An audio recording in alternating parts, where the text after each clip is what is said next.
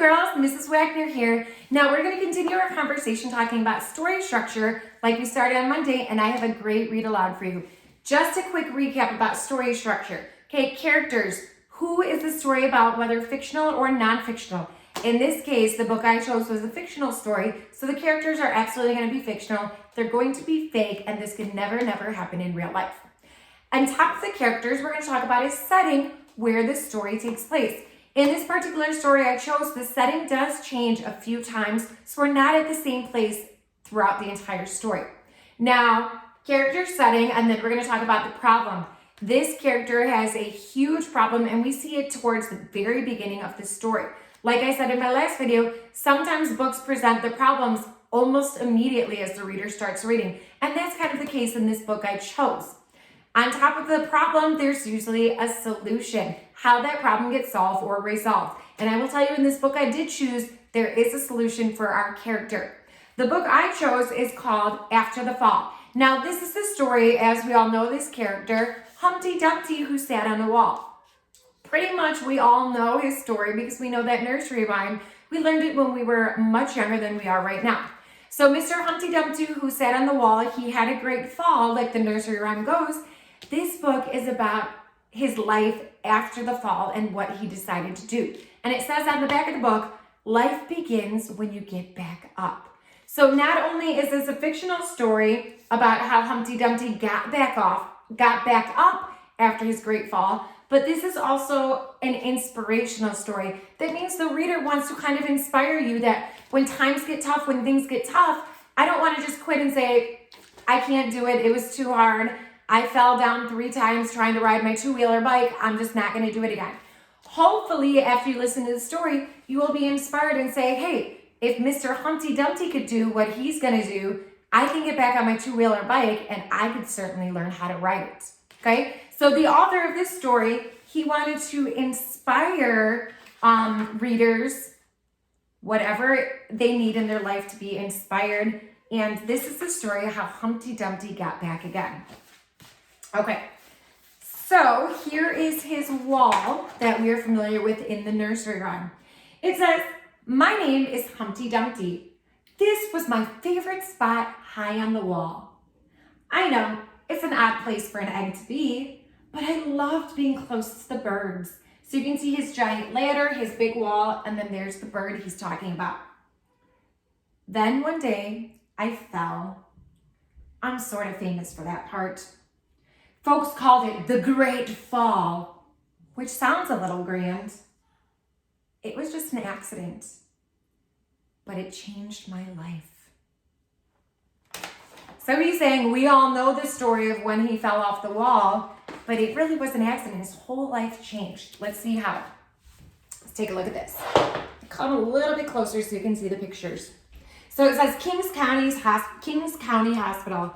And here he is after his great fall, all bandaged up. Fortunately, all the king's men managed to put me back together, just like the nursery rhyme goes. Well, most of me. Take a look, this is his bedroom, and there's all these pretty birds that he likes seeing. Oh my gosh, why do you think Humpty Dumpty's on the ground sleeping instead of up high on his bunk bed? That's a question I'm wondering as a reader. It says there were some parts that couldn't be healed with bandages and glue. And as you can see right here, there's the newspaper article of a famous bird watcher claims top prize. Take a look now. We're at the grocery store. So again, a new setting. I was just in his bedroom. I was at the hospital. I was at his wall. Now I'm at a grocery store. So it seems like every page I turn, this setting is changing. I still really only have the one character of Humpty Dumpty. So we're at the grocery store. After that day, I became afraid of heights. I was so scared that it kept me from enjoying some of my favorite things. So take a look at this illustration. This is a very powerful illustration. You see how all the best cereals are at the top of the shelf.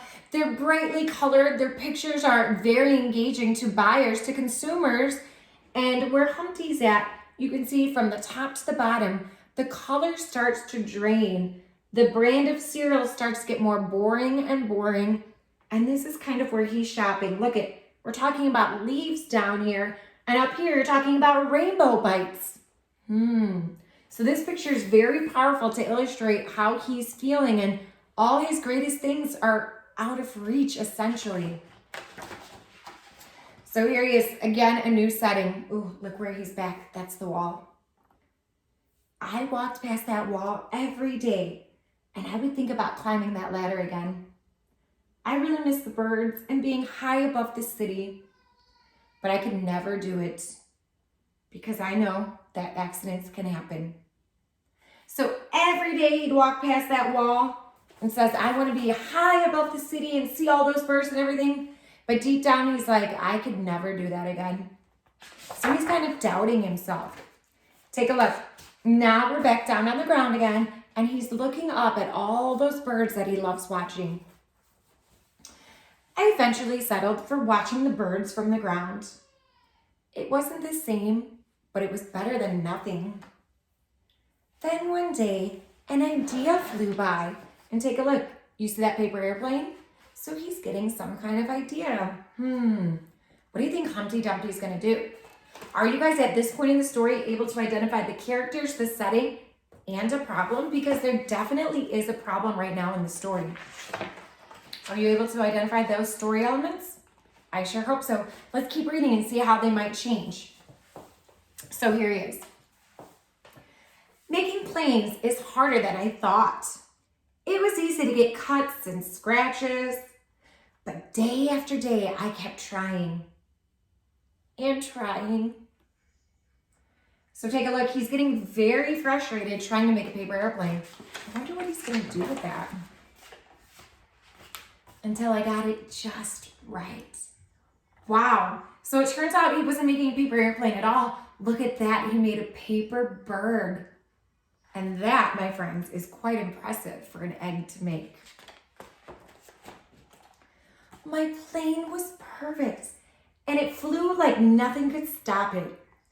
I hadn't felt happy in a long time. It wasn't the same as being up high in the sky with the birds, but it was close enough. So since he can't be up on his wall close to all the birds, he decided to bring the birds to him with this paper airplane bird he made. And it said, I haven't been this happy in a long time. So do you think maybe this is the solution to the problem he's been having at the beginning of the story? Sometimes that happens. Sometimes there's multiple problems and multiple solutions solved throughout the story. Unfortunately, accidents happen. Look at his eyes. What do you guys think happened? He was just simply flying his paper bird. Uh-oh. What do you guys predict happened? They always do. What happened to his paper airplane bird? Where did it go? Do you think maybe that's a sign to him that his paper airplane bird is getting stuck up on his wall, which he's so scared of? What do you guys think he's going to do? I almost walked away again. But then I thought about that time I'd spent working on my plane and all the other things that I missed. I decided I was going to climb that wall. So his bird's stuck up on the wall. He's looking at the ladders, and look at that look on his face. He's very determined. Like, I already walked away once. I worked so hard on that paper airplane bird. I'm not going to lose it, and I'm not going to walk away again. So he's feeling quite inspired. He's feeling determined, like, I can do this. Let's take a look at the next picture. There he is on the ladder. But the higher I got, the more nervous I felt. I didn't want to admit it. I was terrified. And we can kind of see these lines right here that the illustrator chose to draw that shows that he's kind of shaking to show that he's nervous, or like the text says, he's terrified. And I could see that more up close in this picture of his hand. You see those lines that shows that his hand is trembling or shaking because of his nerves. I didn't look up. I didn't look down. I just kept climbing one step at a time. Here he goes. So his body's shaking. He's nervous. He's not looking up. He's not looking down. He's just taking it one step at a time. Until I was no longer afraid. Look at him on top of the wall with the birds. His hands are in the air. He's cheering. He's celebrating. He finally overcame his fear of when he fell off the wall. Uh-oh. Maybe now you won't think of me as that egg who is famous for falling. Take a look at this though. His shell is cracking. What's coming out of him? Hopefully you remember me as the egg who got back up. This illustration is very powerful. What do you think is happening to him? What is happening to Humpty Dumpty?